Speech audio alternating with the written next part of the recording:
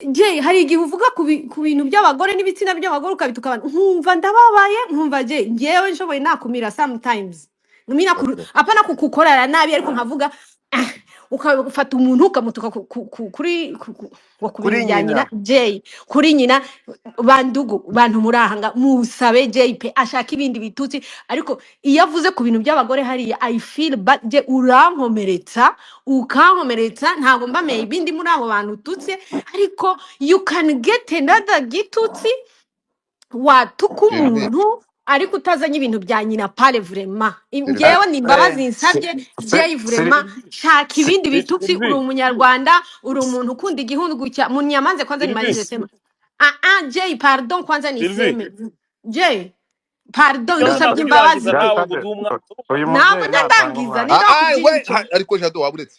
Mwaretse akavuga mureka arangize point.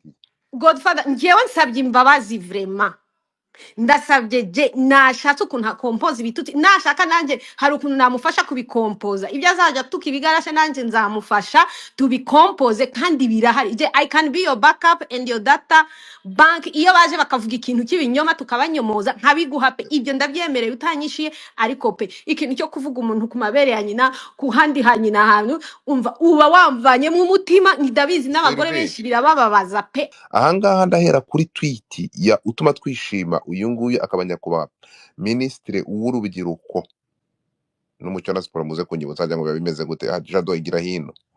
Ahangaha ati wa mipango waramutse wowe ntuzakore ikintu gituma wica amategeko y'u Rwanda kuko amategeko nta nshuti agira boro. Ahangaha rero ibintu byakomeje kuba akasamutwe, aha ibintu byakomeje kuba akasamutwe ariko ibintu biza gukomera bigenze gutya. Ahangaha ndahera kuri tweet ya utuma twishima uyu nguyu akaba nyakubahwa Minisitiri w'urubyiruko n'umuco na siporo muze kunyibutsa ngo biba bimeze gute jado igira hino. Ahangaha ati wa mipango waramutse wowe ntuzakore ikintu gituma wica amategeko y'u Rwanda kuko amategeko nta nshuti agira boro. Minisitiri nakaza namwiza ukuri. Minisitiri niwe wanjye.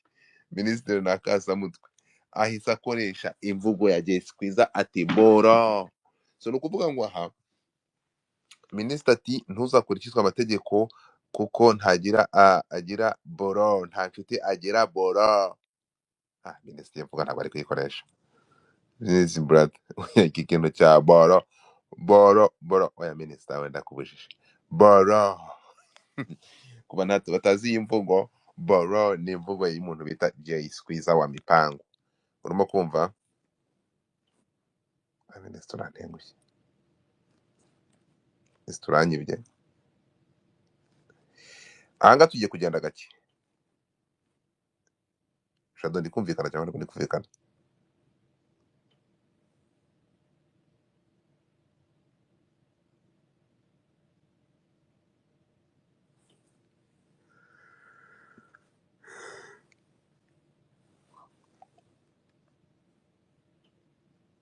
Okay, ahangaha give me a second.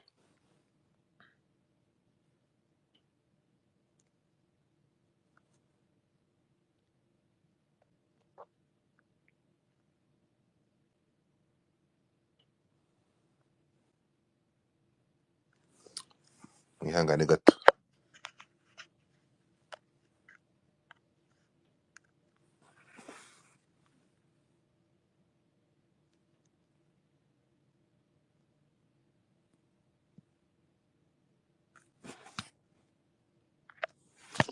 Jesus Christ.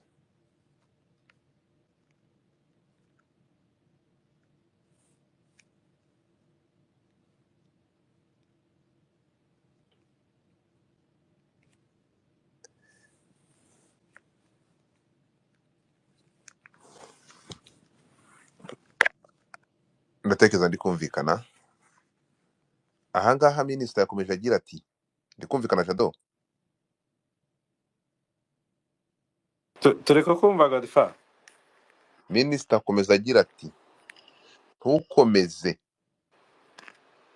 kwisobanura kandi biha kontenti abakwangira ubusa ku bigarasha abanzi b'u Rwanda abatuka pike wacu ukomeze ubakubite accordingly. Ndapfuye.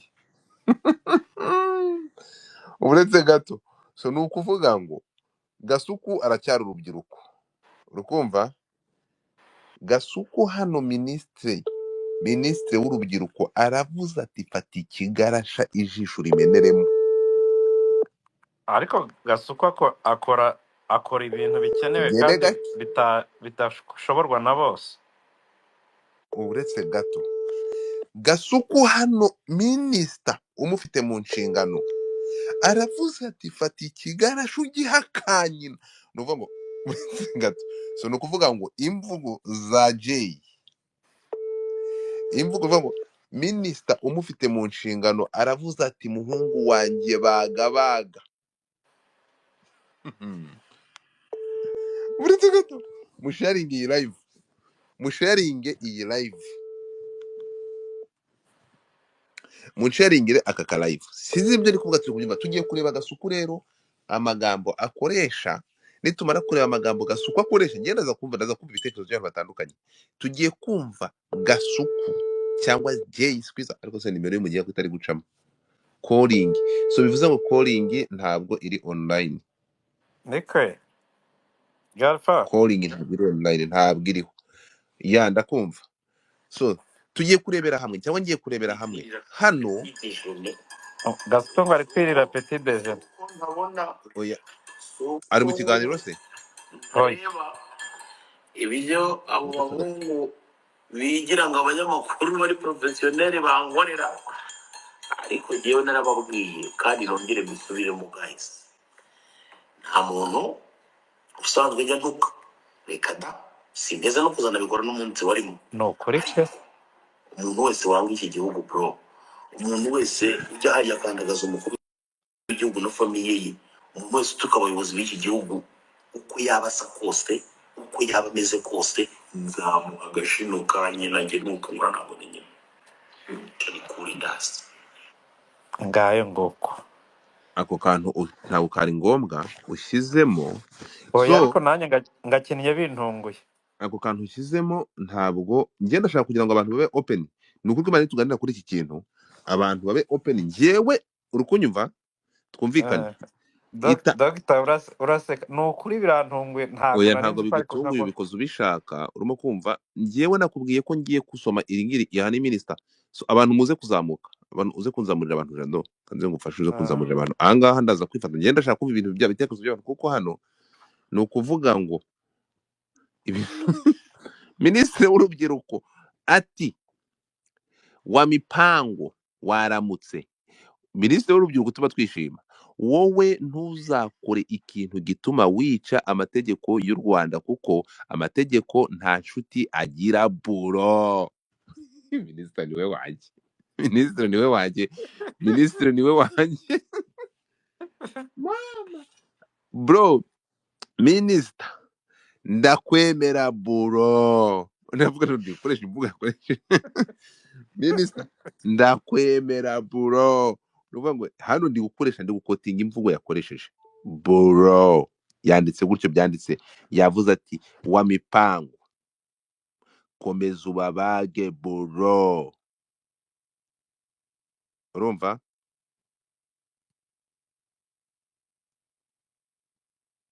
Turi kujyana.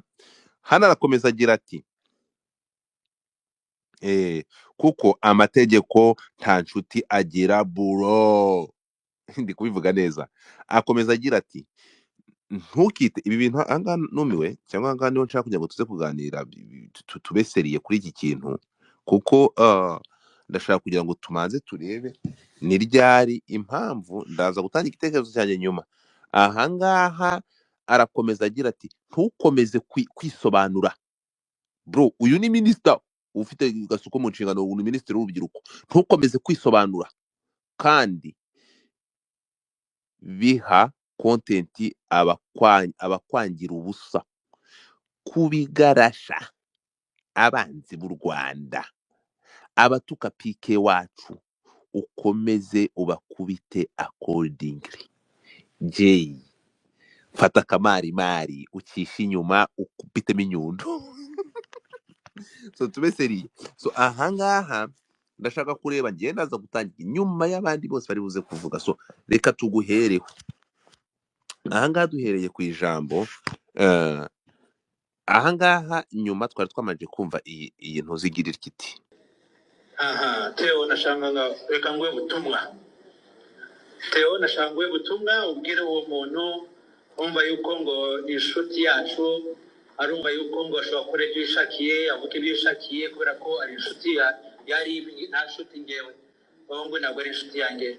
Reka banze bibe very clear kandi nta muntu n'umwe urijora amategeko ariko mubwire nashaka ko bibe very clear mubwire yuko ngo iminsi ye turimo kwibara gutya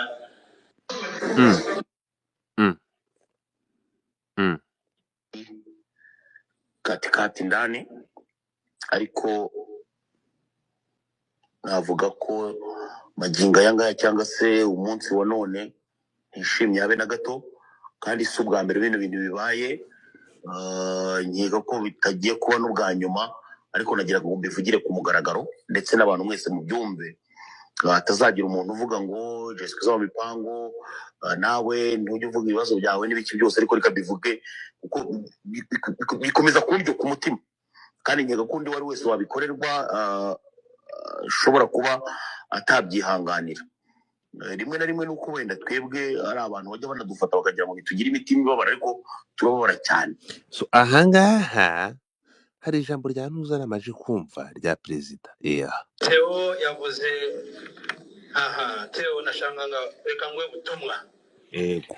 Theo nashangwe butumwa ubwire uwo muntu umva yuko ngo ni inshuti yacu arumva yuko ngo ashobora gukora ibyo yishakiye avuga ibyo yishakiye kubera ko ari inshuti yari nta nshuti ngewe ngo ntabwo ari inshuti yanjye.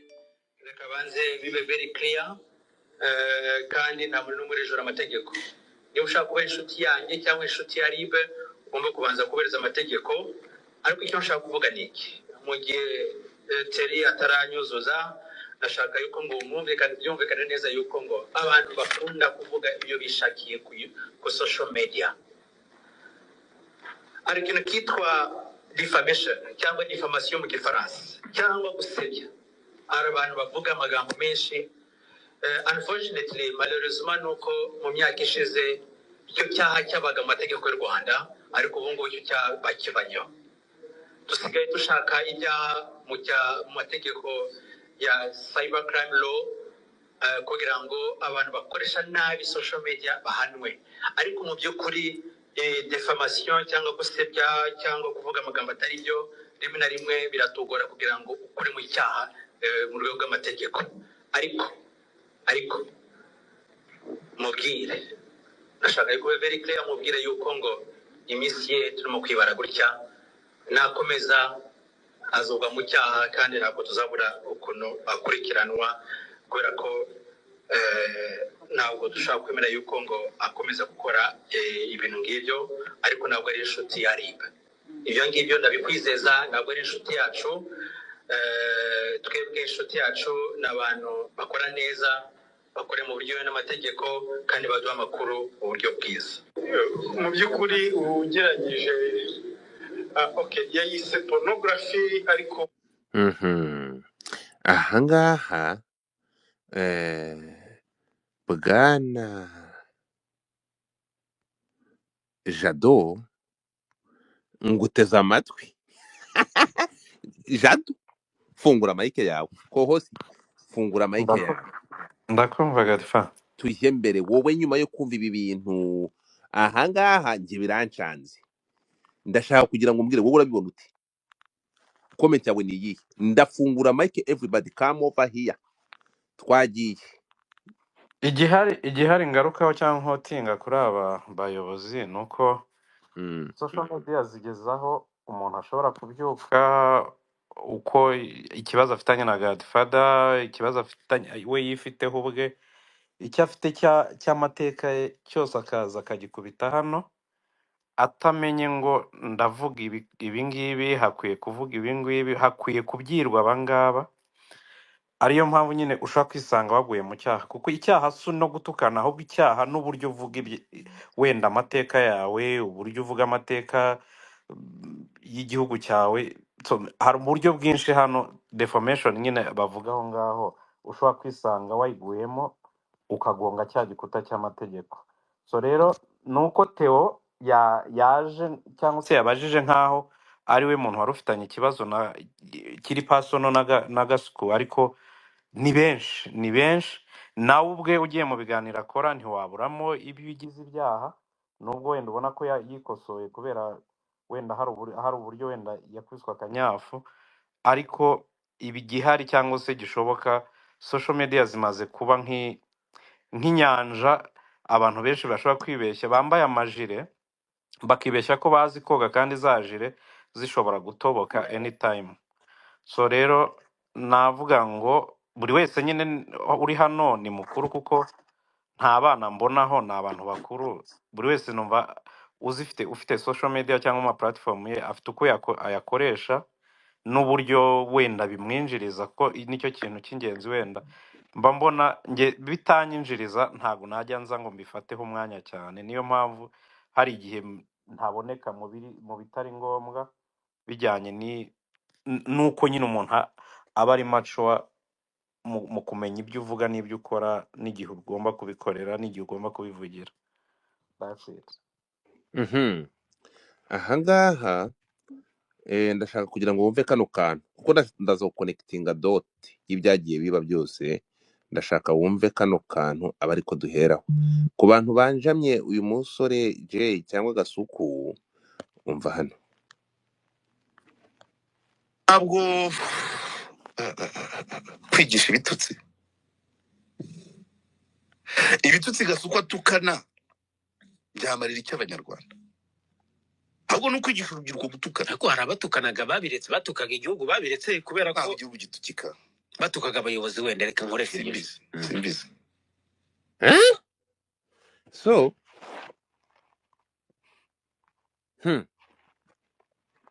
Nose uyu ntabizi ko hari abatukaga bamwe mu bayobozi cyangwa bamwe mu nzego, uwo ntabizi ni atabeshya. ukuvuga ngo buretse gato, hano hari ikintu ngiye nshaka kugira ngo dusobanukirwe. Aravuze ngo kwigisha gutukana cyangwa gutukana, bivuze ngo hanyuma akavuga ngo ibitutsi Gasuku atukana bimarira iki abanyarwanda. Bivuze ko akomfamize ko Gasuku atumwa gutukana, hari ukwigisha abanyarwanda ibitutsi. Hano hari ukuntu bimvanzemo, biramvanze, ariko turaza gusobanukirwa, kuko ntabwo ndirinda kuvuga uyu munsi, ahubwo ndeke platform abantu bavuge, numva uko bumva ibintu. Abantu mushyiremo request, muzamuke mumbwire uko mubyumva, mumbwire uko mwabyumvishe. Wari ugifite ijambo Jado, uhere kuri ibi bintu by'uyu mugabo, hanyuma ukomeze umbwire wowe uko wabyakiriye n'uko byumva. Uko mbyumva cyangwa se uko nabyakiriye, nuko abantu benshi bakoresha izi social media abenshi bafitanye ikibazo, ariko kitafite aho gihereye, ku buryo buri wese aba yumva yakumvisha undi cyangwa se yatanga undi igihe abiboneye umwanya. Naho ubundi Gasuku nimba biriya bishoboye, kandi bikaba hari igihe bijya bikenerwa, kuko nzi ko hari igihe kijya kigera bano barwanya leta cyangwa se bibigarasha bikazamuka bigakenera abandi bantu baba offensive nabo. Iyo ntuza rero Gasuku arayishoboye, kandi nzi ko hari igihe nuko abanyarwanda tumeze turi babashimira mwiriro, nzi ko hari igihe ajya bikora ukabona comment nyinshi nizimushima, nizivuga ngo fatiraho, komerezaho, kugira gute. so rero n'uyu nguyu urimo uvuga ngo ntabyo azi, ngo ko wenda ngo hari abajya batuka abayobozi cyangwa inzego, rimwe nabyo umuntu agiye abishungura yajya abibonamo ikintu, kandi ntibijya bitinda. Ndabizi ko twese hano ahangaha tuba dufite uko tuzi abantu, n'uko tuyungurira ibyo bavuga, n'uko tumenya n'izo background zabo ziba zimeze gute. So ku rundi ruhande Kasuku, njye ku giti cyanjye, si uko atarantuka, si uko ataratuka uwo nzi, ariko mbona uburyo abikoramo n'uburyo abivugamo, ni uko wenda we kuri we n'imico ye n'imirererwe ye ntacyo bimutwaye, ariko nabifata nk'ibintu byo kuganira, byo guterana ubuse nyine kubo babikorana. Nanjye ku buryo bibaye akanyanjama, ni uko naba nta muntu Kasuku aravuga utamuvuze cyangwa utavuze nabi igihugu. Ni ku ruhande rwanjye, buri wese afite uko abyumva, kuko nzi ko abenshi ari abamutera amabuye, ariko iyo bikenewe ariya mabuye arayaterwa muri comment mujya mubona. Okay.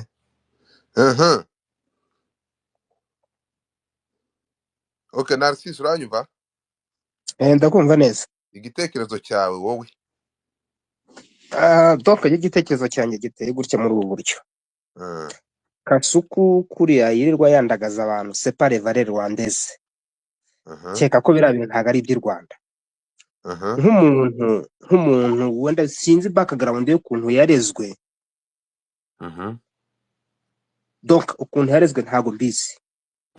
Ariko kura kwifata akagenda kandagaza abantu, uratwifata nko mu ruhame, nko kwandagaza defamation yabereye mu ruhame. Nkeka ko ura muntu aho kugira nabira byo minister ira support yaje amubwira ngo nakubita vunira mu mavi yagende yandagaza, nk'umuntu ukomeye cyane mu gihugu, na ntabwo agombye kuvuga ngo akura agendeye ku muco w'igihugu, indangagaciro z'abanyarwanda.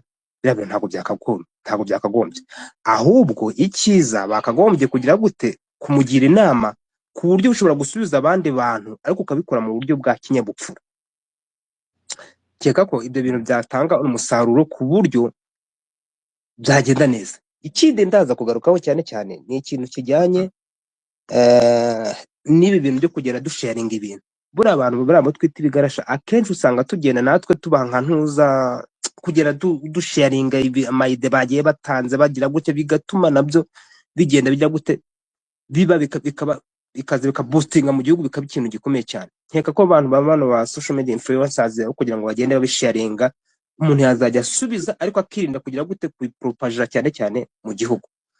Rero numva yuko kukirwa yandagaza abantu n'abantu kagenda barakagutuka n'undi akatuka kuriya, nkeka ko ntago ari byiza cyane pe.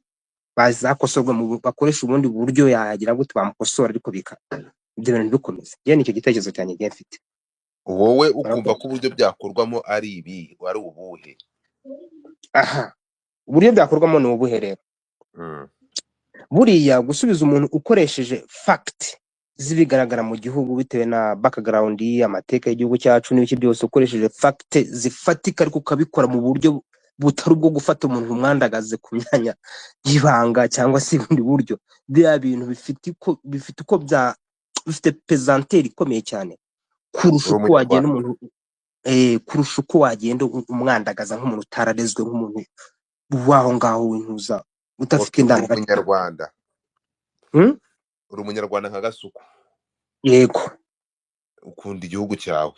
Ndagikunda cyane. None kubera iki utatanga urwo rugero rw'ibyo uri kutubwira ko mvuye kureba ikintu nsanze ku rukuta rwawe, ntabwo ukurikirwa n'abantu bake, abantu 1,300 n'abantu batari bakeya, ko nsanze akabumbu gusa n'umupira. Iki udafata iya mbere ngo urwo rugero rwiza niyo nzira nziza umva byagakozwemo ukabikoresha, no tugufatiraho urugero byagenze gute kugira ngo wowe wirundurire mu mupira wonyine, ku buryo muri uko gusubiza udakoresha iyo uko nguko wumva wagatanze muri urwo rugero. Ko ndeba kuri platform nk'urubyiruko nkawe, ko mbona wibereyeho umupira gusa, wowe bigenda kugira ngo uretse gato ubashe kubona kunenga gusa uburyo abikoramo, kandi wowe noneho udafite n'umutima wo kubikora, ahubwo warindiriye mu kabumbu gusa. harabura iki kugira umutima ngo ukore ndawufite. we muri ubwo buryo kutwigisha ubikore muri ubwo buryo. Akenshi igihe urasanga nta poste nyinshi uzasanga zimeze ko, ariko kuri commentaire kuri commentaire ngiye nkunda gukomantinga cyane, nta poste nyinshi nkunda gukora, ni Yeah. gukomantinga ku bintu biba bya ku mareaction aba yagiye abangiye, nibyo nkunda cyane. Urakoze ku gitekerezo cyawe, ariko ntabwo urakoze ku gitekerezo cyawe. Njye nta nakubwiye ko today will be a host, ariko ku ruhande rwanjye numva ubwo buryo bwiza uba bwakabaye bukora nk'urubyiruko nk'uko n'uriya nawe ari rwo wakabaye ubishyira mu bikorwa ukavuga ati murebe nk'uko mbikora, ndengera igihugu cyanjye, namagana abo ngabo baza bakandagaza abayobozi banjye, nkabikora uko. Icyo wenda ni Ariko igitekerezo uri cyiza. kunenga ibyo utabasha gukora n'urwo rugero ruko utarabashije kurukora. Urakoze cyane. Kageruka, uranyumva?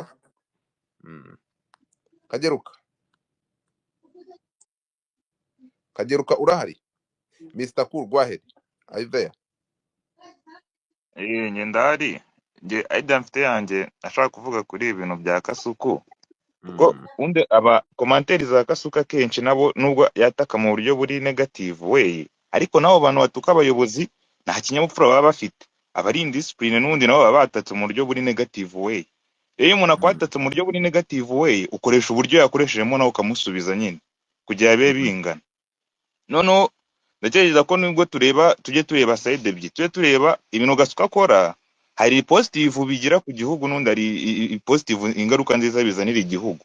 Nubwo twe turi kumutera amayaka kanya, ariko ibyo byose ibintu akora hari umusaruro bitanga nubwo twe tutawubonesha amaso. Rero kumuha ka kantu ka nyina, mbwira positive bitera ku gihugu bizana. Oya, ibyo ngibyo impamvu abikora nuko n'uwatutse gufata nk'umuntu ashaka kwandagaza, ntabwo aza akakwandagaza mu buryo buri positive, araza agutuke cyane. Noneho nawe nimba ugiye kumusubiza ntabwo uzamusubiza mu buryo nyine, uramusubiza mu buryo nawe yakoresheje, kuko aba arihangana, kuko nta muntu utuka umuntu mu buryo buri positive, ni bwose aba ari negative.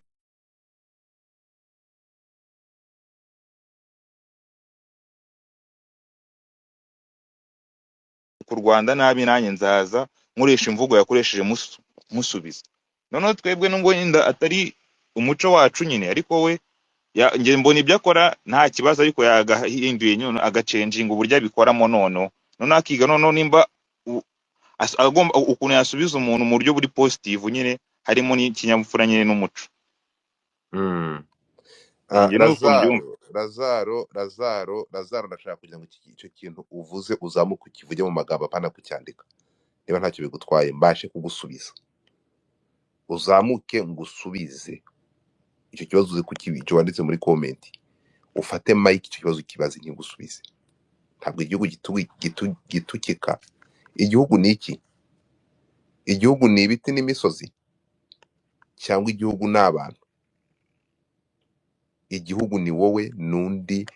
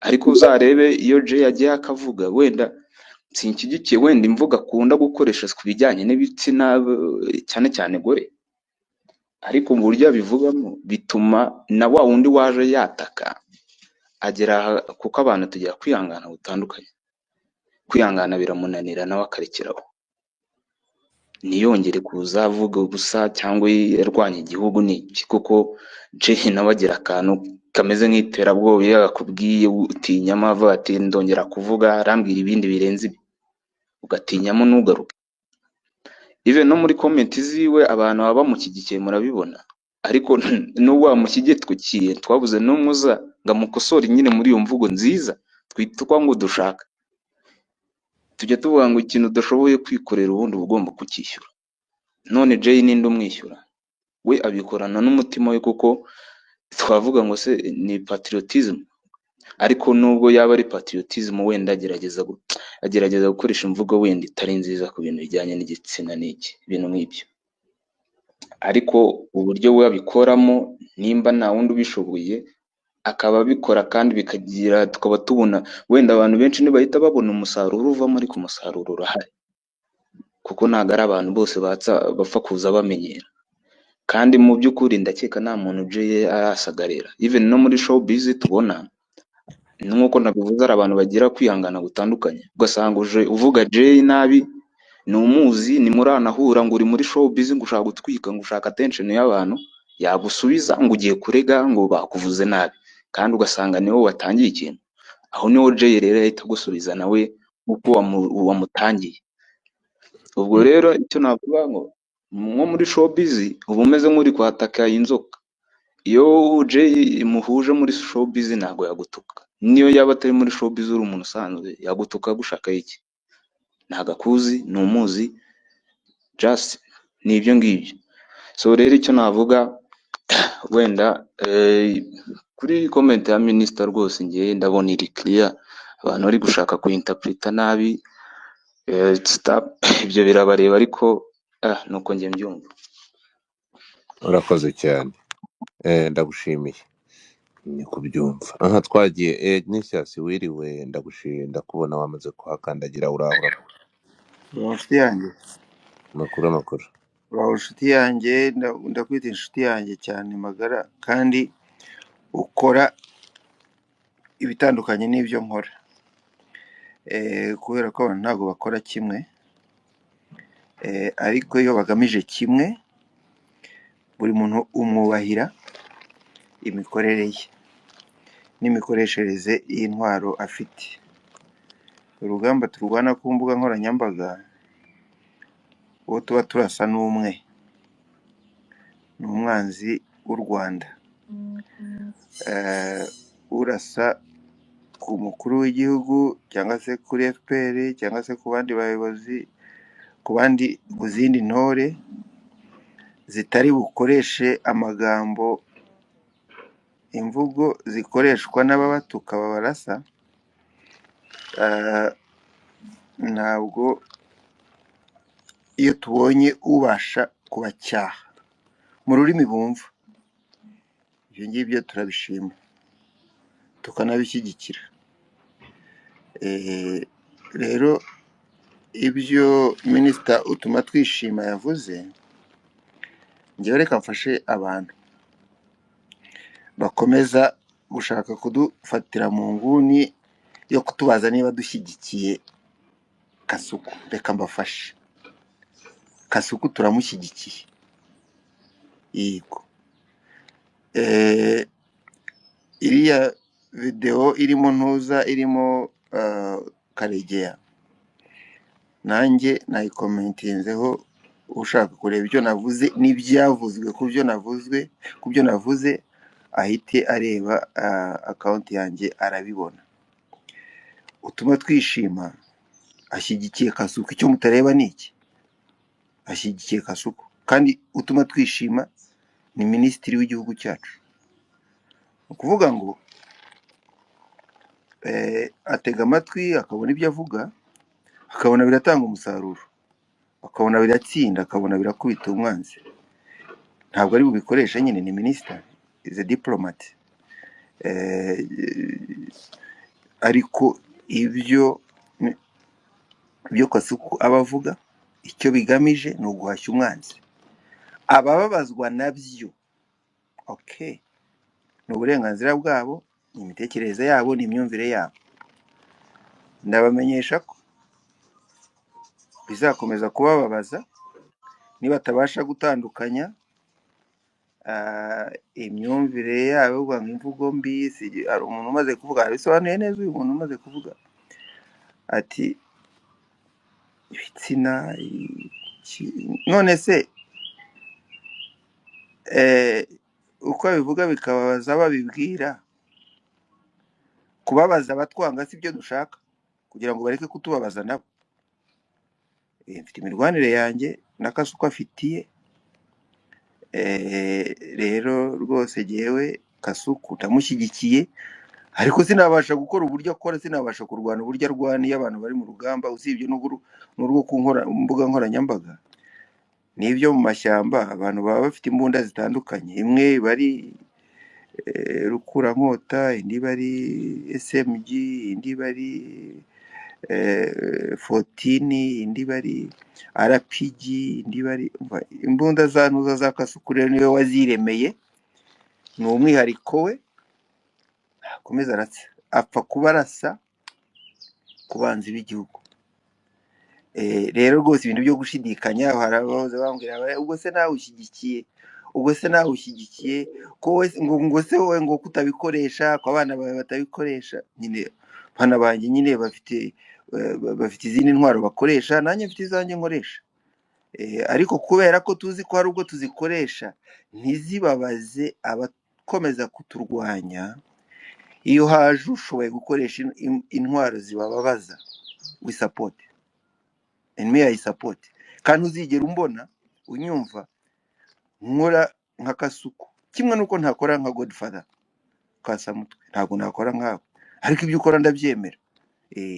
Iyo hari aho bitandukanyirije n'icyo tugamije tubiganiraho hano ku rubuga cyangwa mu gikari, ariko sinshidikanya na rimwe ko Akasamutwe, Kasuku baratandukanye, nanjye ntandukanye nabo, kandi twese turarwana. Rero ibyo abantu bazajya bakomeza kwibarisha, hari ababyita ngo ni ukwibarishwa,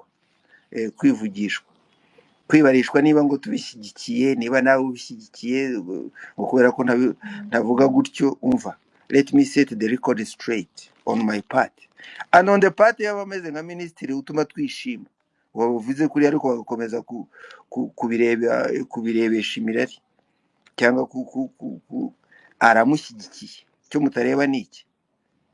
Aramushyigikiye. Ese abo ahangara, abo yandagaza so called, ko tutareba ibibazo bateza n'ibibi barimo ngo tubyatake?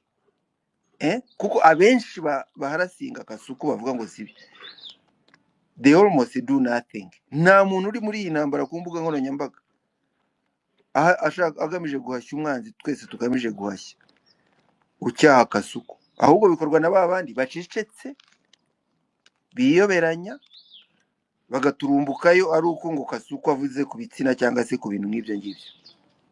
Aramaze. Kasuku sinzi niba ari n'ahangaha, niba adahari bazamubwira ibyo twavuze. Ngewe ndamushyigikiye 100%, because the language he uses is what those MFC understand, nta kindi. Murakoze.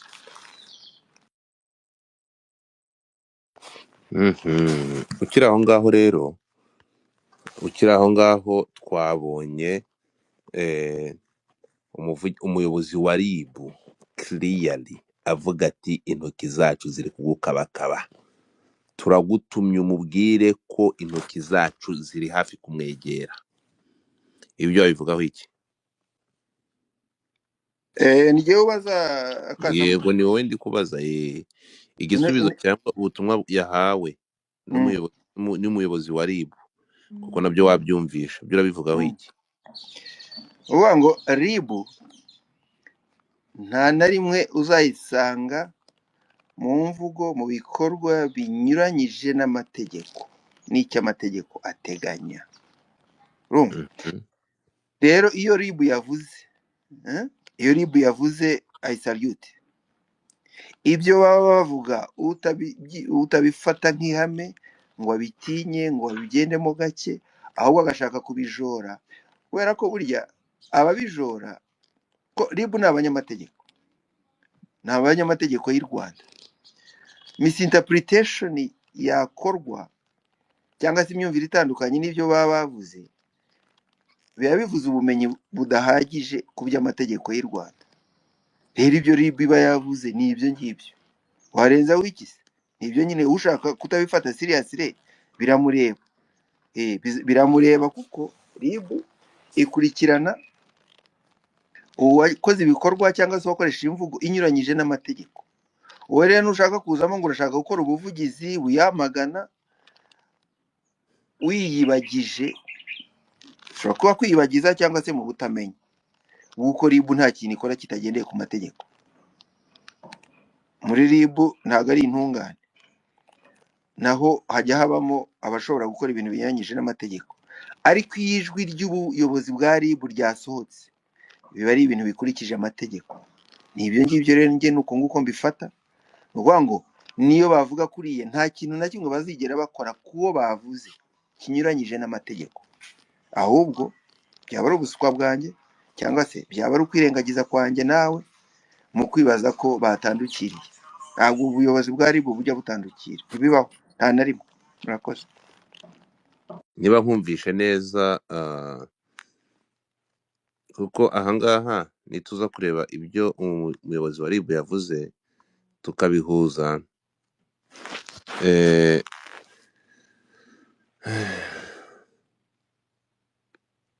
umuntu arambwiye ngo ninkubaze ngo mbariza uti ubwo hagati y'agasuku na RIB yamukarabye ahagaze he?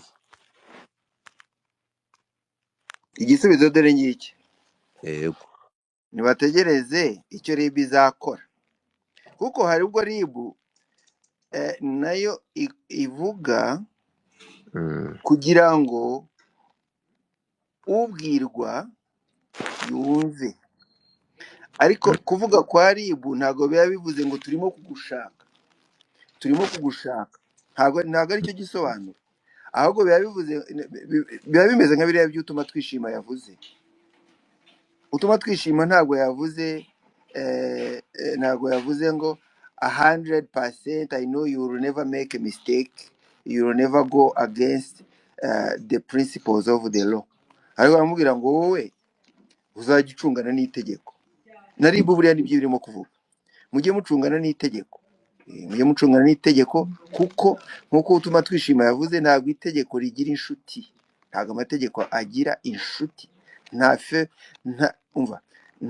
nta feva amategeko agirira abafite imikorere ibikorwa imvugo zihabanye n'ibyo ateganya.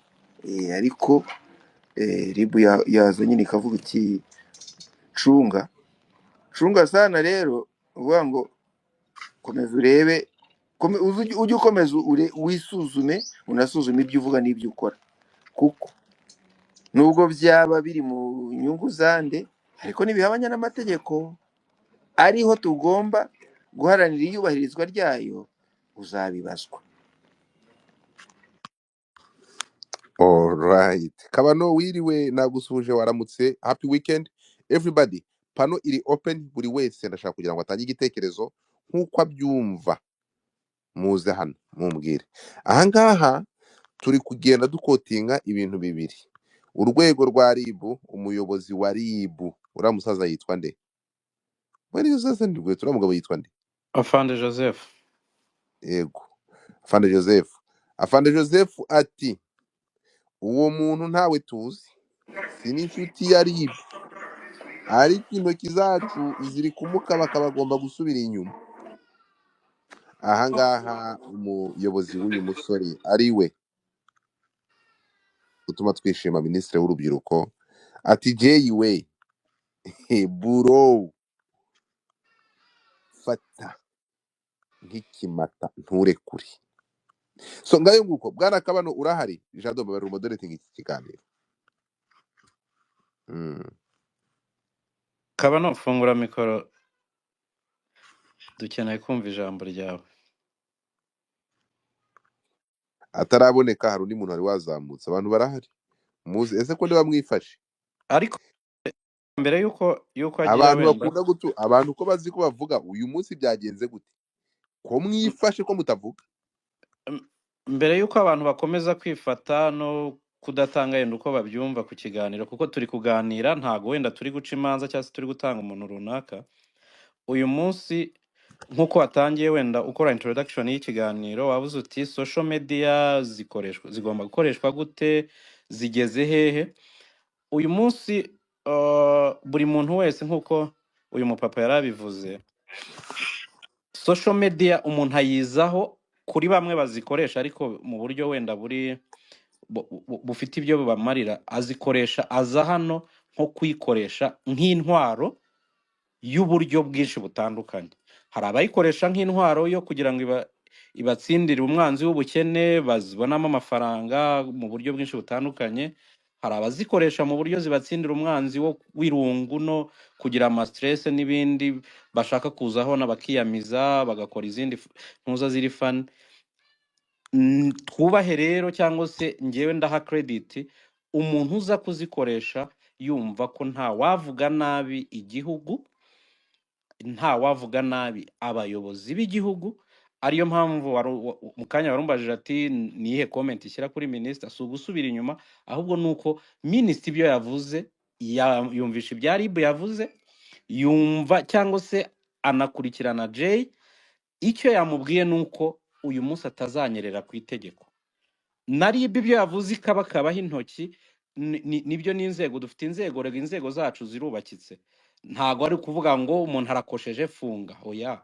N'abajya babyitiranya ni bamwe mu bagira gute, mu batera imbaraga, bamwe barwanya igihugu. Ntago umuntu wese ukoze ikosa cyangwa ukoze akantu gato hano wese agomba guhita ajugunywa muri gereza. No, hari inzego zindi zishinzwe gukebura, kuko mbere yo kubanza gufunga umuntu cyangwa kugira ikindi kintu bamuhani habanzamo no gukebura. Rero nimba bakebuye Gasuku uyu munsi umuntu wese agahita yumva ko byacitse, hoye Gasuku buryo social media zikoresha, umwanzi we ni umuntu uvuga nabi igihugu. Yabivuze nimba wenda abona na Gakiniya ko yakozeho abivuga, gusa yanamubwiye buriya kwisobanura kenshi bivamo ibyaha, kuko hari igihe ugiye ureactinga kubw'umujinya kugira gute. So rero uyu munsi umuntu urimo uvuga ngo wenda ababaje ariko abantu bakuru bashobora kuza bakavuga ngo Gasuku yakoze kirazira, ngo yambitse ubusa, ngo cyangwa ngo yavuga imyanya y'ibanga y'ababyeyi. Ubuse natwe wenda ko ari amateka twaciyemo, abambuye ubusa ba nyogokuru na ba mama bashaka bakabica babashinyaguriye, babaga bafite ikinyabupfura my friend, kandi ko harimo bamwe tubona bajya aho ngaho bakaba bari no kumutera amabuye. So rero ibi ngibi ni bya bindi byo kuvuga ngo ko ngukubise ingumi nawe ukaba unyishyuye ngo iyawe yari imbabaje cyane. Hoye nakubite akubite kuko arabishoboye. Nimba zigutukana nanjye wenda nizi migeri cyangwa se n'iki, hari n'undi nawe ufite imbunda wayize, twatake accordingly.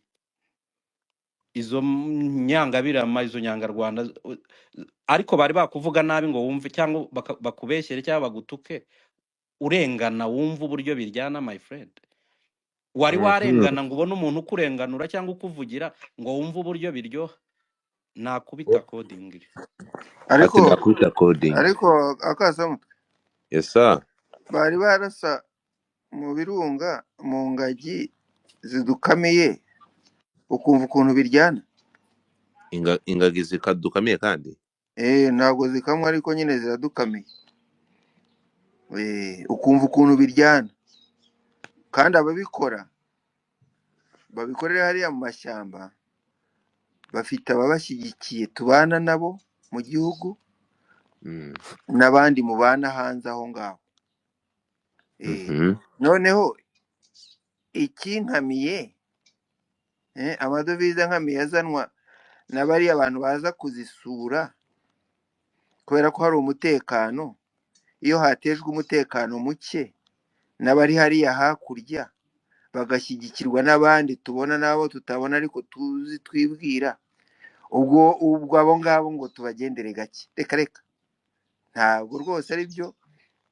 Ngewe reka mbabwire, niba hari umuntu utegereje ko Gasuku ngo azazizwa ko yakubise hasi abo uyu muntu yise Inyangabirama. Inyangabirama ni Inyangarwanda. Inyangarwanda rero hari abantu bavuga ngo ntabwo twanga u Rwanda ahubwo ngo twanga ubuyobozi, twanga abayobozi. Ariko niba wanga abayobozi barugejeje aho rugeze ubu historically bitari questionable that this has been the best governance mechanism, leadership, political establishment we have had in the history y'u Rwanda, ubwo ngubwo wowe ushaka iki? Niba utabyumva neza umva abameze nka Kasuku bazabikumvisha. Murakoze. The Punisher. Murakoze cyane mwiriwe.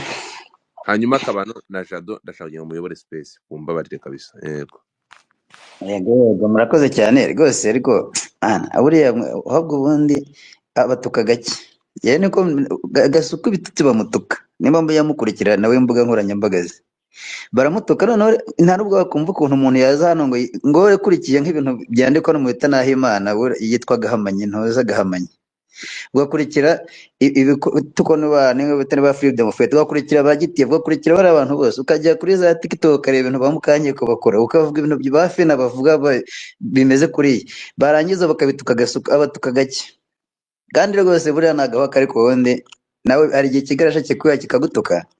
Kubera iki? Ni abantu bakuru, se bavuga ko nayo Imana ari iki? Si umugabo mukuru wabaye n'umupadiri yahaguruka ragatukana, si uko bari gukora ibintu atazi, ahubwo abashaka ngo we abone umwanya n'urubuga rwo gutukana. Nimba rero Gasuku no rimwe na rimwe abatuka bikabarya, ahubwo nuko ari impano ye, nanjye mbishoboye nabikora. Ariko nyine ubwo by'amategeko n'amategeko ntabwo ariko nk'urugero ngiye nanjye wenda ndi nk'umuribu bakantuka nka biriya bitutsi, buriya nk'umuntu agusanze nko mu nzira n'urugero, ni muba mujye mukurikira kubite rutendere dukome nimba ari n'ingasire sinzi, nk'umuntu wenda utaba uri umuribu wenda ngiye uri umuribu dushaka no ntubona umuribu, ahubwo nk'umuyobozi w'umudugudu umuntu mu nzira mugora agahita gutwa biriya bintu, we reaction wagira mu mutima wawe nimeze gute? Simushyigikira Gasuku, ariko cyane ngo ibyo akora nibyo nawe hari igihe arengera ubwo burya nawe ndagatukana. Ariko nk'uyu mugabo wabivuze urebye murebe video nyinshi yakoze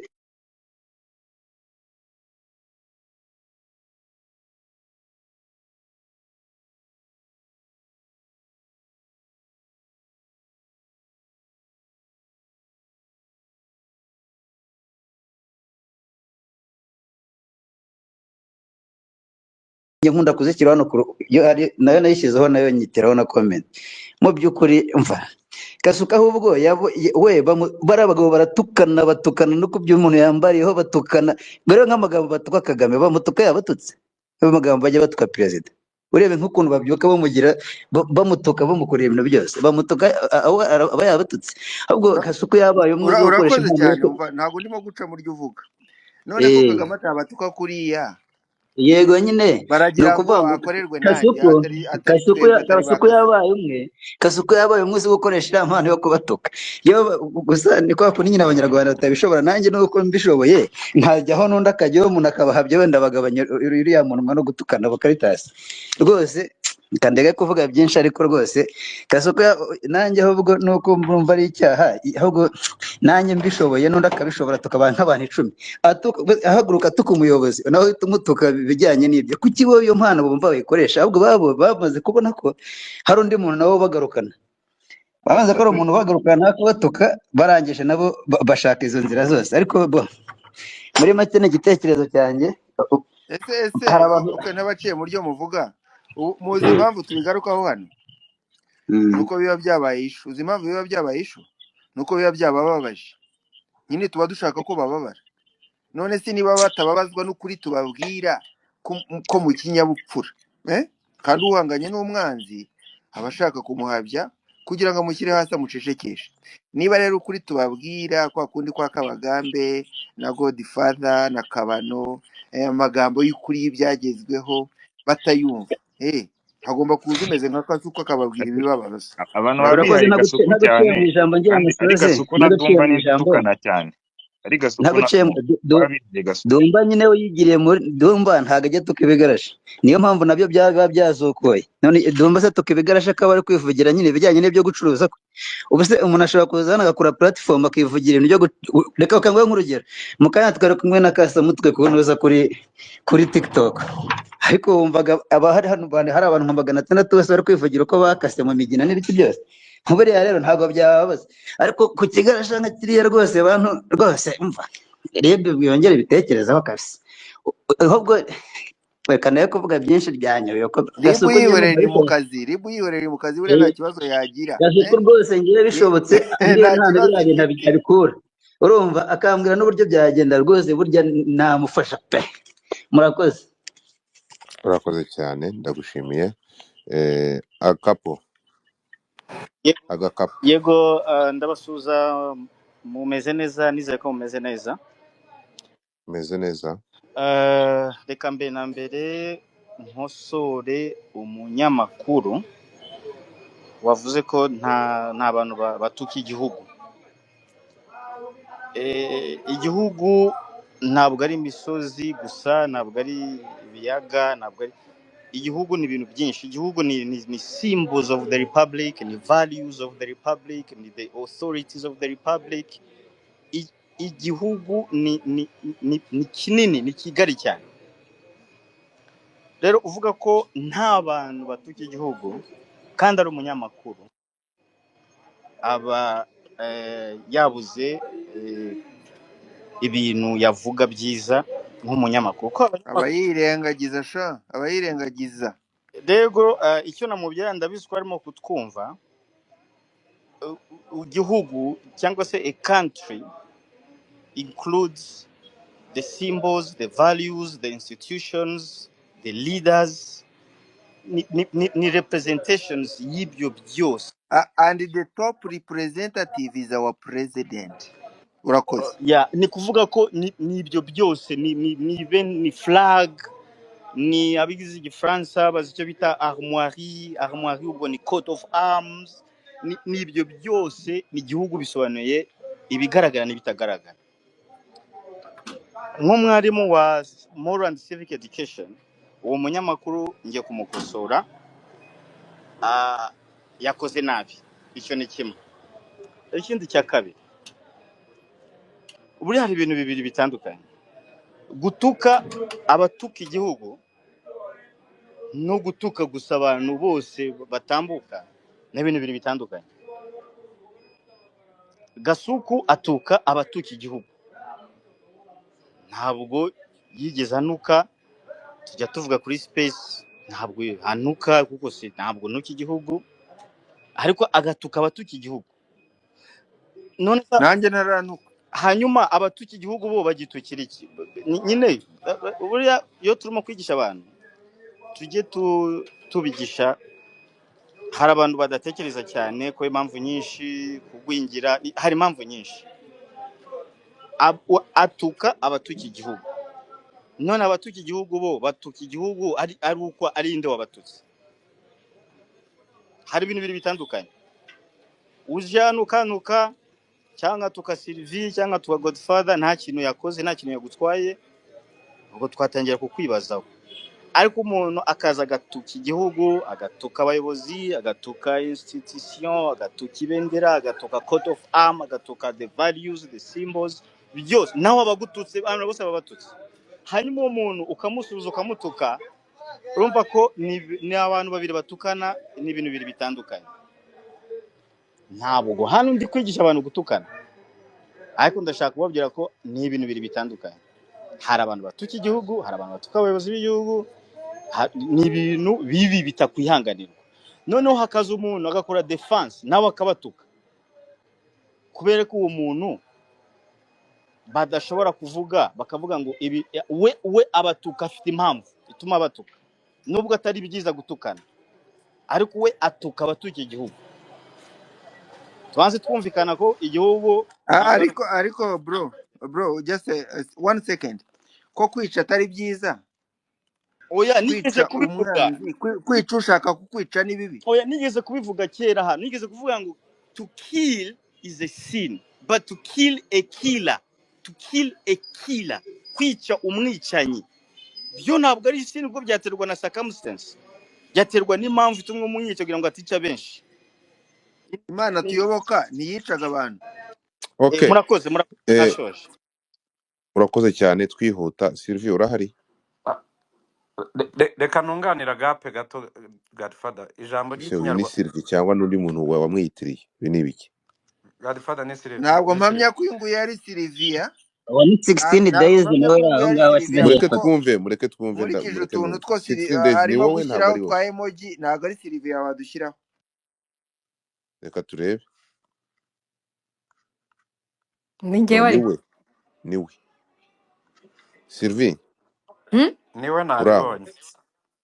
ndaho Amakuru. 16 days of activism. Ngo iki? Ngaho ujya mbere. Utagirana. Uranyumva? ndakumva. Okay, go ahead. Emoji nashiragaho Kabagamba ari kuzivuga ntabwo ari njye, ni njyewe, kubera ko Ubwo ari personally, wowe ndemeye kuko ijwi ryawe ndarizi. kubera ko ntabwo nemera ko ntabwo nemera ibintu bya ntabwo nemera AI kwihorera, ntabwo nemera kwihorera.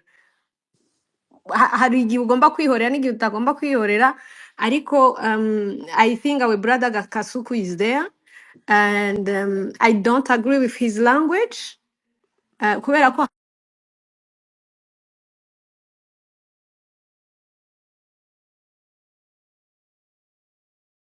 cyane ukananirwa no gusubira. Hari nk'ibintu Jihad na Brian bantutse, Godfather uribuka muri one of the space, ku buryo actually unanirwa no gusubira muri icyo gitutsi iyo ugisobanurira undi muntu ngo aba bantu baragututse.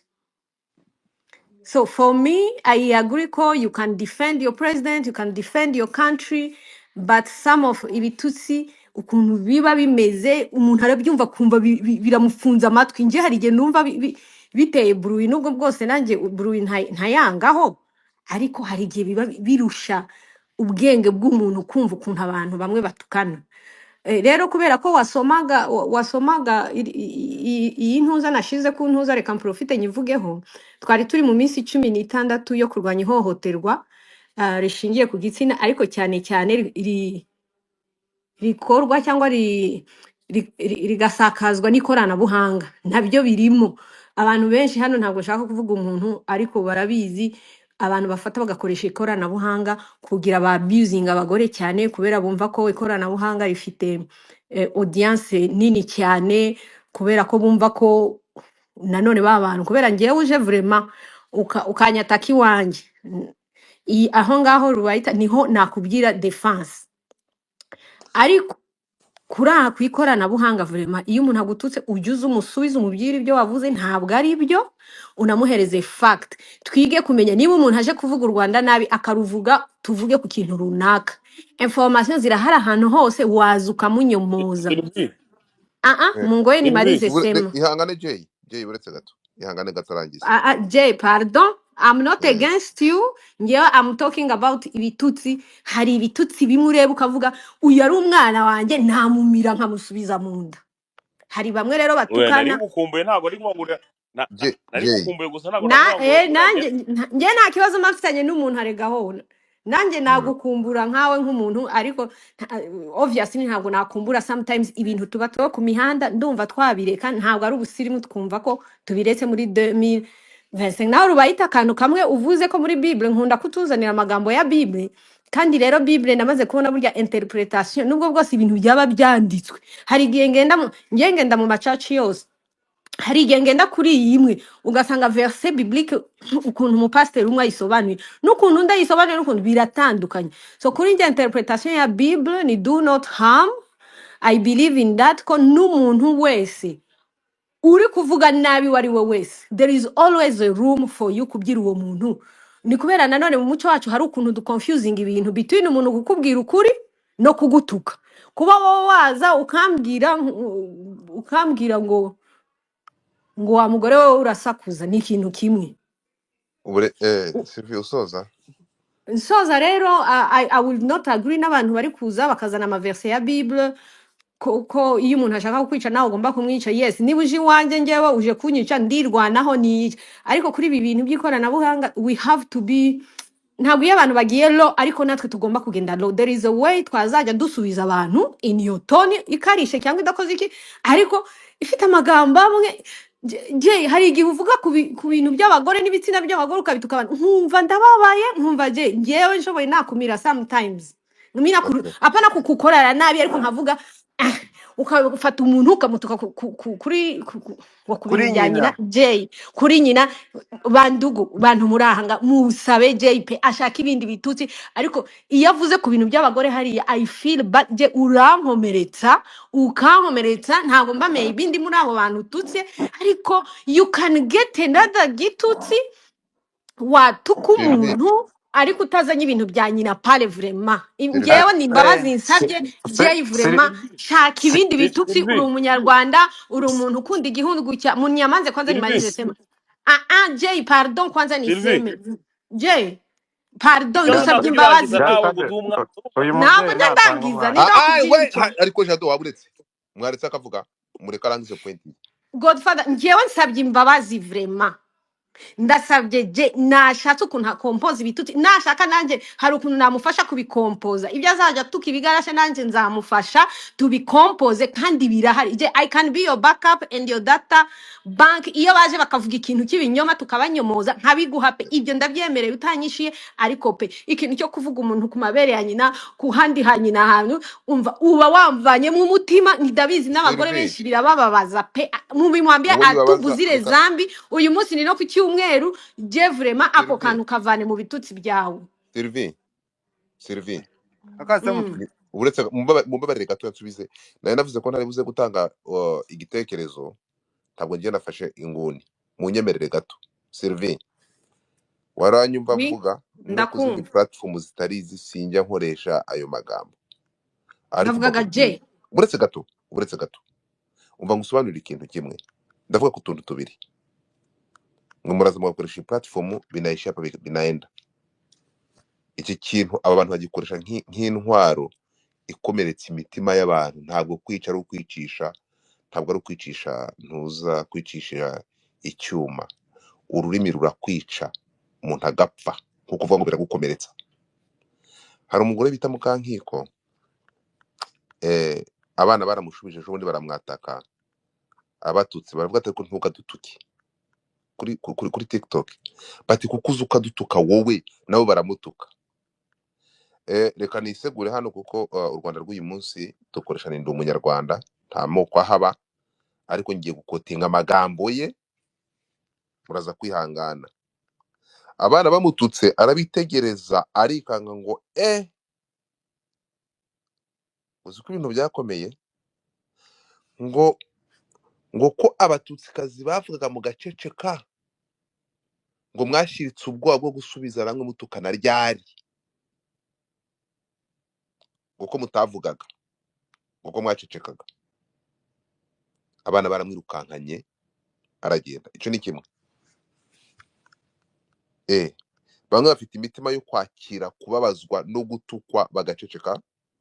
We muri mayindi ye nuko we agomba kuvuga abandi ntibavuge bo bagaceceka, bakabakomeretsa nayo magambo, akabatuka ibyo bitutsi we bikubabaza, ariko we kuko bimubabaza umuntu arwanisha intwaro azi imubabaza, we ntibabimubwire. Icyo ni kimwe.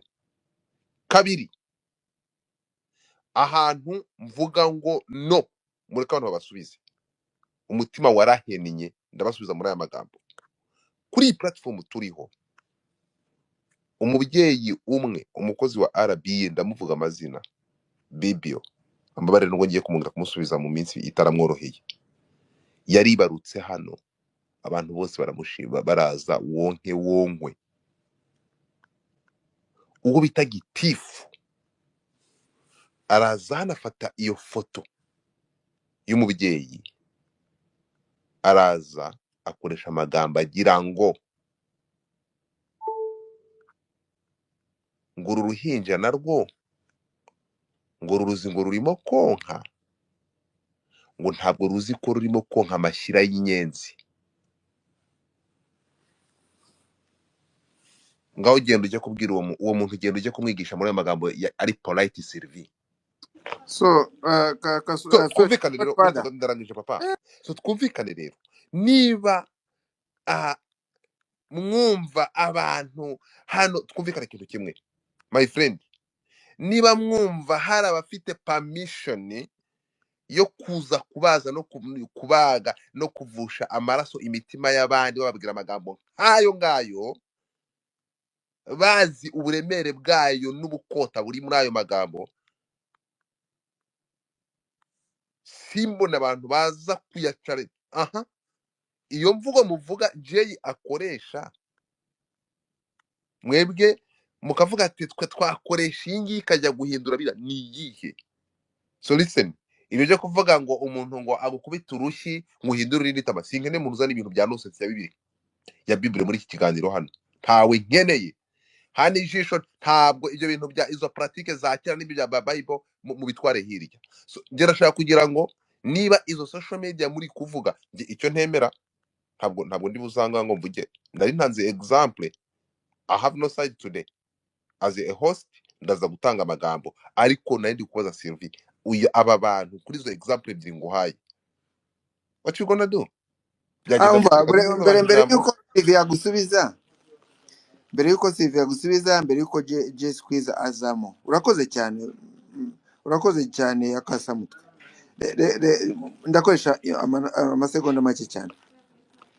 Ah, Habyarimana yaje i Bugande mpari, cya gihe ari yaje mu muhango wo kwambika inyota amapeti abasirikare ba NRA, ari aho ngaho areba.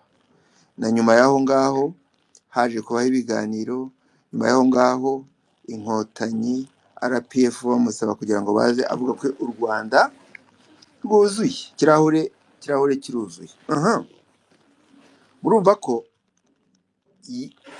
yari yashwishwirize, ntabwo abanyarwanda bari hanze b'impunzi bazagaruka mu Rwanda, nta mwanya uhari. Hanyuma abaje gufata intwaro bakarwana, bakarasa abasirikare be, hagapfiramo n'abandi bantu, ko kwica atari byiza.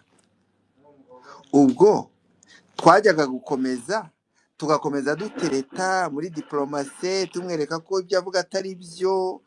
Ubu uzi ko n'ubu ngubu twajyaga kuba tukiri mu mahanga, twagarutse mu gihugu kubera kurasa utabyumva, kubera utumva. Niba ngibi byo Jay Squeezer avuga mu bigereranye n'urugamba nk'urwo ngurwo, hari abantu batumva amasasu y'amagambo meza ya diplomasi, bakumvishwa n'imigeri nka moto. Niyo mpamvu turimo no kubivugaho hano, nuko hari abo biba byababaje. Ni intambara turimo, nta bintu byo gukina. She's my friend Sylvie, ariko urakoze kumukosora, nta n'ikindi narenzaho. Ukomeze umunkosorere, naho tuzahura ejo dusangira ikawa, nzamubwira ariko akasamutwe yaragukosoye, twisekere. Murakoze. Jay zamuka, gasuko zamuka hano, ndashaka kugira ikibazo kimwe nkubaza niba bigukundira, niba ubonye network. So tugende gakeya rero. Ahangaha abantu baze kubyumva. Icyo ntemera ni ugufata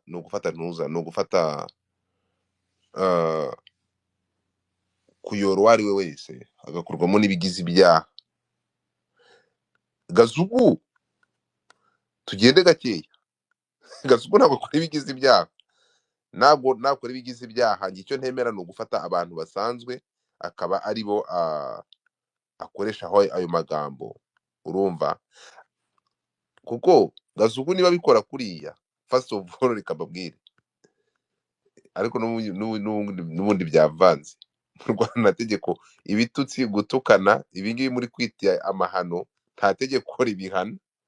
muze kumbwira umuvugizi wa RIB ni ko atubwiye ejo nako hariho umuyobozi wa RIB yavuze ko nta tegeko rihari barivanyeho gutukana nta tegeko ribihana ubu mwese nabita ubwangati nta tegeko rimpana nubwo ntabivuze.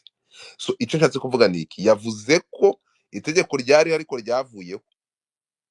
So impamvu ni iyihe nshatse kuvuga ni iki, kandi ibi ngibi byo gukorongana byo gutukana by'ubuse ibi ngibi rega nuko abantu ibi ngibi ubundi bavuga ko ibi ngibi ni ibyaha mbonezamubano, ntabwo ibi ngibi kwanza nta nubwo ari ibyaha ndengamipaka. ibi ibi ngibi kubaga umuntu nguyu waje gutya akaza kumva ko agomba kugusereza gutoka gutya, kwanza ibi ngibi ni ibyaha mbonezamubano by the way.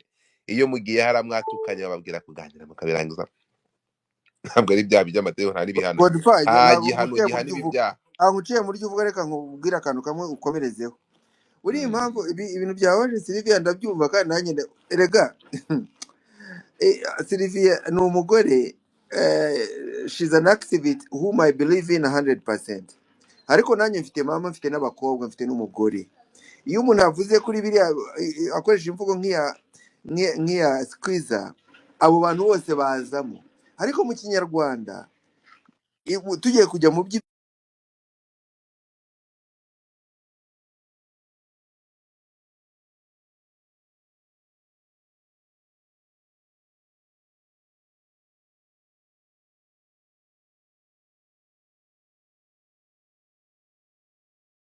kubabaza abarimo gutagetinga wa wundi ambwira niba ari gaswere nyoko, niba ari gashyire no, Uko gitari ntabwo biriya cy'amarenga ndimo kubwira ko ndakubujije birakorwa. Niyo ibyo bitutsi ntabibaho mu kinyarwanda, sigiye imboro ya so, sigiye inyo ya so, ntabwo bibabaza. Ibibabaza ni ibyo kuri nyoko, aba batagetinga kubabaza ni bariya. Rero ndagira ngo mfashe Sylvia abitandukanye, ntabwo tageti ari abamama, tageti niba ariya baba baturwanya, kandi nta kindi wababwira ngo kibakomeshe utabavuze kuri ba nyina.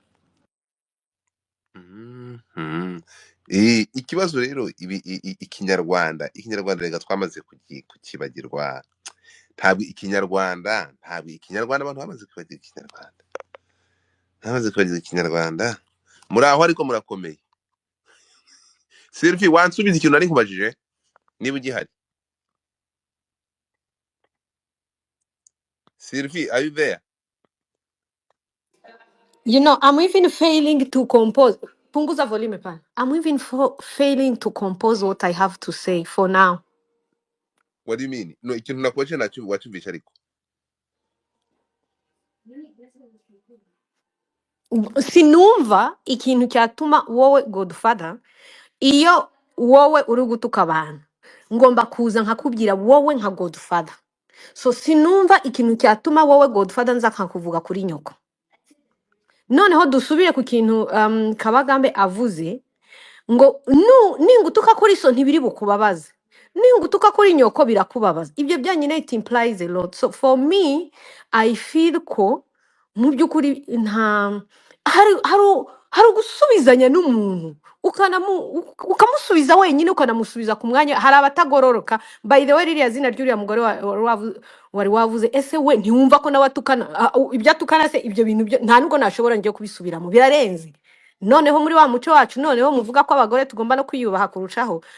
Nanjye mbaye sexist, iyo mukankiko ari gutukana, njyewe nshowe nanjye namumira, like I don't know what I can do, kubera ko ibyo avuga numva njye binkoza ahantu mu bwonko. Ngaho uzagenda umire mukankiko, numara kumumira amaze nukuvuga uzazumire gaso. iyo ni ntuza, ni umugani wo kuvuga ukuntu wamira umuntu just kubera ko biba biguteye isoni bikakurenga. Nyine mukankiko amaze imyaka n'imyaka bikoze, bya bitangiye ejo bundi, uzamanza umire mukankiko wa. Urakoze cyane kwasa mutwe. Seriously, for me I don't want even you to bring that name, because I can't na failinze no kureba ibintu bye. Tout simplement na video ye ntabwo njya nyirangiza, kubera ko njya nibaza ukuntu umuntu muzima yakwicara akavuga ukuntu bimeze. So I just say hari ukuntu je yakora akazi ke akora akagakora neza ariko atagiye ku bitsina by'abagore. ibyo bintu rero That thing na njyewe nashaka ukuntu umva nkubwire azabivuga Sylvie, ariko niba yumva ko duha ariyo urugero tactic I will not agree with that bivuga umva nkubwire kubera Sylvie, ni arabivuga nko nanjye gushaka ukuntu bikamvanamo umutima. twakosora ni nko Sylvie gushaka uretse ukuntu gato nkubwire ikintu twakosora kimwe FDLR ntimugatuma abantu bakoresha amagambo batakabaye bakoresha. Reka nkubwire ikintu kimwe, ibyo Mm. bintu byo kuba imfura cyane mukaba imfura, my friend, twakowa Nje impinja nini za uretse gato ndabona abantu ubu ngubu burya si buno ibintu byo kumva ko abantu bagomba kuba imfura umuntu akagera aho ko abantu babaye imfura bakumva ko badashobora gufata imihoro nk'abandi, ntibafashe impinja z'umuntu bakazica, ntibagiye bavana impinja mu nzu bakica impumyi bakica abakecuru badashobora kwihagurutsa. Who told you to be proud cyangwa kumva ko you gonna be there, ibi ngibi uri imfura ntiwabikora, ibintu bigize umuco kugeza aho Godfather baza reka bakarimbura abantu. nkubwire Oya, akantu so can I twumvika ibi talk first bintu, kube no, uretse gato ibintu byo kumva ko hari umwihariko wo gukora ikibi ukuba kugeza gitwaye abantu kigatwara n'ubuzima bw'abantu. Reka nkubwire ibi ngibi abantu bagomba no kubimenya, ntibumve ko hari umwihariko w'uko bagomba gukora. Abo ngabo umuntu yumve ngo bagiye kuba hariya, umuntu afashe umwanya wo kugenda hariya agiye kuvuga amagambo nk'ayo ngayo yica asesereza, amagambo mabi yinjira mu mitima y'abantu akayisenya, ariko bo abo bari kubabwira bo nabo ntibabibwirwe. twumvikane, wo ntubibwirwe. So twumvikane ikintu kimwe, ibyo byarabaye biragaragara, abantu baraceceka, babimfura barica, bajya gushaka n'abana bari mu nda zabo barabica. So twumvikane ikintu kimwe rero, uretse no kubatuka nk'uko batukana, nibongera kwegura ibura tuzayifata, nta muntu uzongera gutega ijosi ngo bariteme. Ibyo ngibyo mu byihorere. Icyo ntemera ni uko umuntu ashobora gufata ibi bintu akagenda akajya kubituka, umuntu akaza agafata umuntu badafite ikintu bapfa mu buzima bwa buri munsi akamukoronga gutyo. Ariko aba bantu bakoresha ibi ngibi, niba Jay yavuga ati no, aba bantu bakoresha amagambo akakaye, bagafata abayobozi b'igihugu bakabatuka bakoresheje aya magambo, turi kumwe. Impamvu bakoresha aya magambo ni uko bazi uburemere bwayo, bazi imbaraga z'ururimi. Ashobora kudahungabanya umuyobozi komereza kuko ari mu nshingano, ntahungabanye umuyobozi, ariko umwana w'uyu muyobozi uragira ngo aze kuyafata ati, ndi kukubaza araza kuyafata gute? Kubera ikibo bayahunga bagakompreninga, kubera ikibo iyo Gasuku abashubije bibahungabanya bagakompreninga. Reka noneho mureke mbivuge zikamwo zitahanye. bivuge. I'm gonna say this, njyewe gukompreninga ku byo Gasuku akora bibangamye, it's okay. Nanjye hari bivuga ati ntabwo bikwiye, niba mubizi nta muntu wigeze uhangana na Gasuku kurusha nganjyewe. Gasuku ibingibi ndi kuvuga twarahanganye, ariko ntabwo twumvikana ikintu kimwe. Niba mubizi murabyibuka, ntekereza ko byanavuzweho abantu bakavuga ati no, ntabwo ugomba kugifata abantu tubabyumva kimwe nabo ngo umanze kwambika ishusho y'abariya bantu, ntabwo ari byo, which is good, ntabwo ari byo. Ariko Gasuku ibi ngibi njye ndi mu bantu yatatu. Say it bro. So kagaruke gatoya rero kuri iki kintu Sylvie, ko bise bigenda. So icyo tuvuga ni iki ngiki, turimo kumva ntabwo aba bantu amagambo bakoresha no kubataka barabizi. Ngiye kuvuga ikintu byari ngombwa tugaruke kuri ibi bintu byateje isaga, tubigarukeho. Njyewe haje umuntu, dufate urugero nkandera, dufate urugero umuntu dufate Motore n'utwigisha amateka hano nibyo tumuziho. Dufate Dekeza ushishikara agahaguruka akavuga ati no. Dufate Paul Felix akaza. Njyewe hari ijambo njya mvuga rimwe, ni mureke uko turwana no kuvuga ibyiza by'igihugu, mureke n'ibibi tubyivugire. Mwiza muje kuvuga ibibi gusa, nta keza mubona, mukumva ko arimwe muzaza kuvuga ibyo nimwe muvuga ibibi gusa. So uyu muntu rero uvuga ikibi gusa, utazavuga icyiza, nareke kuza kuvuga ibibi bya Gasuku ko ntabwo avuga ibyiza by'abandi. Turi kumwe? Ahanganje kuvuga iki rero, abantu mwahagurutse mukaza kuvuga ko Gasuku abangamye,